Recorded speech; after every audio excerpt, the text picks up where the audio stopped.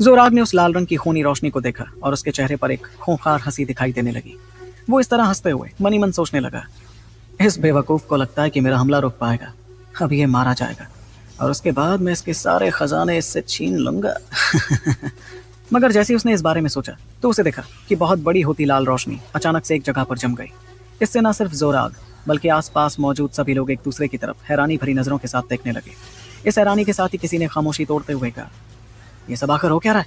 हम लोग की टक्कर पर तो धमाका होना चाहिए था ना, पर यहाँ तो ऐसा कुछ नहीं हुआ।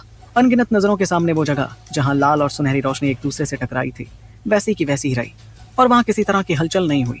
तभी उस जगह का नजारा साफ होने लगा, जिसे देखकर जोराग के चेहरे की खुशी भी गायब होने लगी। तब जोराग ने हड़बड़ाते हुए कहा, क्या वो? नहीं, ये तो मुमकिन ही नहीं है। वो देखने लगा कि कैसे सुनहरे अमोघनाथ शैतान पर धुरवांश अभी भी खड़ा था। उसके ठीक सामने एक सुनहरा चक्र गोल घूमता जा रहा था।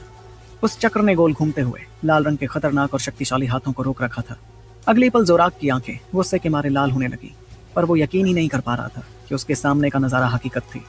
इतने में धुरवांश ने भी उसके बदले हुए चेहरे को देखा और मुस्कुरा कर कहा, लगता है कि इस बार मामला तुम्हारे हाथ से बाहर जा चुका है, ज़ियार सल्तनत के चौथे राजकुमार जोराग।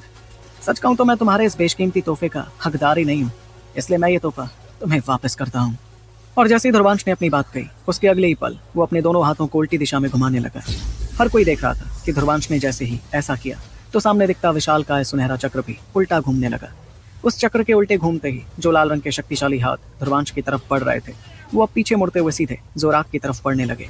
तभी लोगों ने यह देखकर हैरत भरी आवाज में कहा, इसने तो जोराग का सबसे शक्तिशाली हमला उस पर ही इस्तेमाल कर दिया। खुद कनिका, माशा और बाकी लोगों की आंखों में खौफ नजर आ रहा था। आखिर धुरवांश कैसे किसी का सबसे ताकतवर हमला उस पर ही इस्तेमाल कर सकता था? इससे ज्यादा खतरनाक बात किसी योद्धा के लिए और क्या ही होती।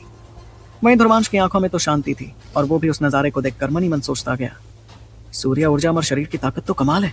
जब 8 सूरजों की शक्ति से मैं ऐसा हमला तैयार कर सकता हूँ, तो 9 सूरजों का इस्तेमाल करके तो पता नहीं कैसा हमला तैयार होगा।